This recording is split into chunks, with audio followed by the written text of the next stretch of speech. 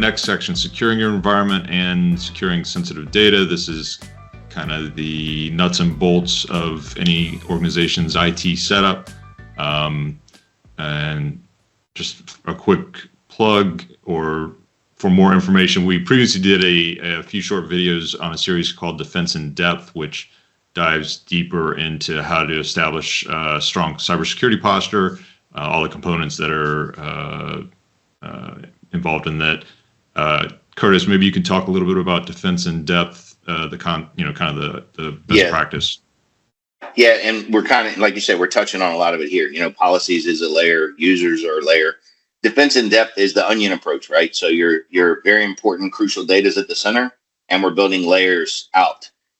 This particular section here in Cybersecurity Liability Insurance Questionnaires is really asking you for the technical stuff now, right? So we did a data protection policy. We did an acceptable use policy, right? So how are you enforcing that stuff? I mentioned it way back in assessing cyber risk, but we have a couple of things we use internally when we're assessing. So we have what's known as our MINTS standard, minimum technical security.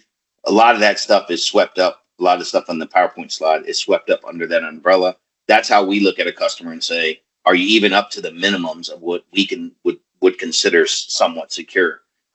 Those also often line up with cybersecurity liability questionnaires. So that's how we would approach it in the nutshell. As we start looking at it, where's that data? We identified it. What's the onion look like around it with the layers? Which pieces are you missing or maybe don't have? And then we start applying it. Okay. All right. So Brendan, when it comes to the cybersecurity questionnaire, there's some key things that they typically ask about that we've listed here on the slide deck. So how about we start with firewalls, gateway protection? What are the important things to consider? So I mean, things you want to check for that is, do I have a business or enterprise grade firewall, right? Like you don't want to have just like whatever ASUS you can pick up at Best Buy. Is it supported? So is the manufacturer still putting out firmware updates? That's generally where you'd have VPN. So you'd have a secure form of communication between, say, a remote employee and the office. What items are accessible from the outside world? The answer should be nothing except for VPN, but sometimes maybe you have like a camera system or a terminal server or something like that exposed to the internet, which you shouldn't. So you'd want to basically close those doors and lock them. Yeah. So one common mistake we see when it comes to especially the firewall gateway level is kind of a lack of maintenance or proactive management. That it gets set up and then 7 years go by and nobody's ever touched it or looked at it or checked on it. Maybe you could talk a little bit about that. Yeah, and that's quite common. I mean, you can pick a week or pick a day, and there's probably some critical or important firmware update or advisory for some firewall vendor. So making sure you stay on top of those and knowing which one's yours can be very helpful with that. And then having some sort of recurring check, like we're going to check for firmware updates at this cadence, or we're going to automate it and get on the latest and greatest version and make sure that whatever holes were discovered or patched. Yeah. Okay. All right. Encryption methods. What is it that we're talking about when we list that? So it could be a couple things. Is your data that you care about that's important, your PII or PHI or what have you, is that encrypted at rest? Is it encrypted in transit? And how is it encrypted?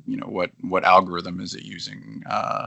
Is it secured with an encryption key? How long is that key? Is that key something super simple? Does it relate to your business? What happens if an employee has a laptop with personal information on it for themselves, employees, customers, and that gets stolen? Is the local hard drive encrypted to where somebody's not going to be able to gain access to that data in like a theft or loss situation? And these are all things that are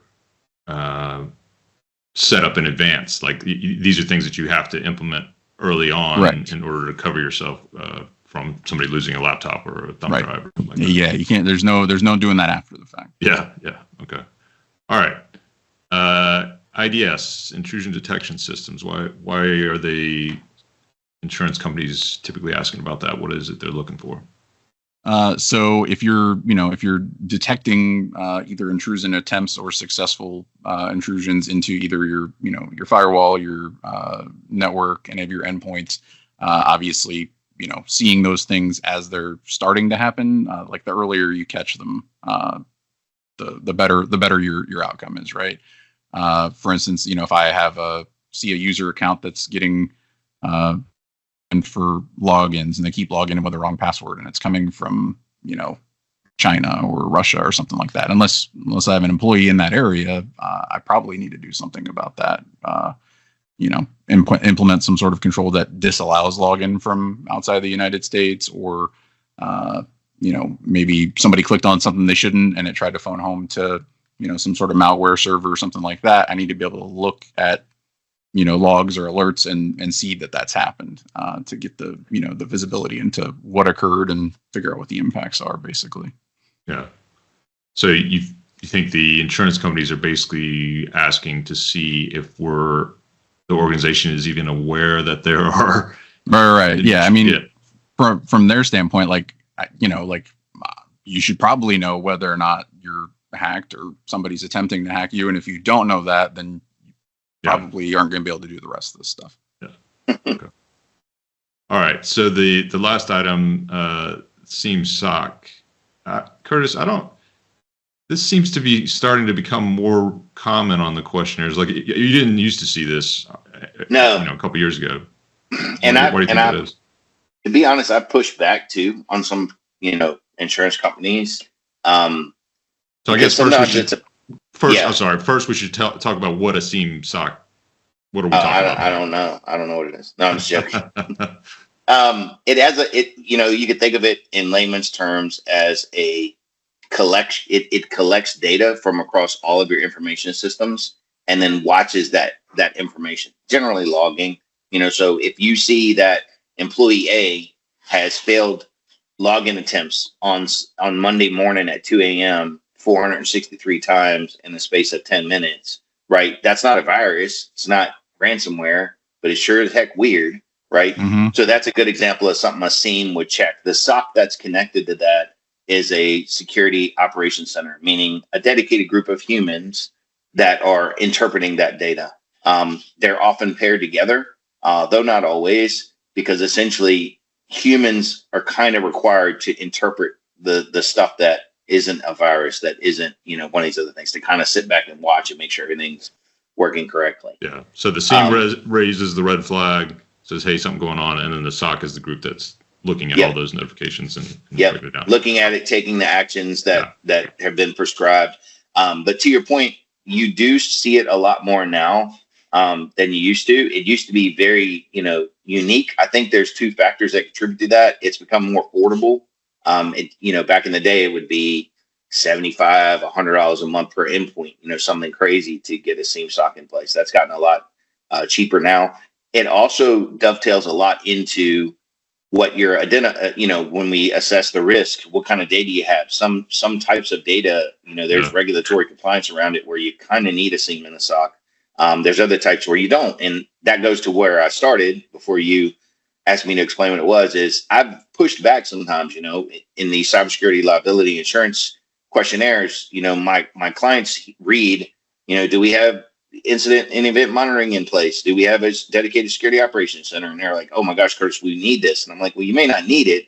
They're asking if you have it, but let's talk to them about why they think you need it. And then by the time we have those conversations, it turns out they don't need it. But the questionnaires are getting more, they're taking the shotgun approach. So if it could be needed, we want to put it on the questionnaire. So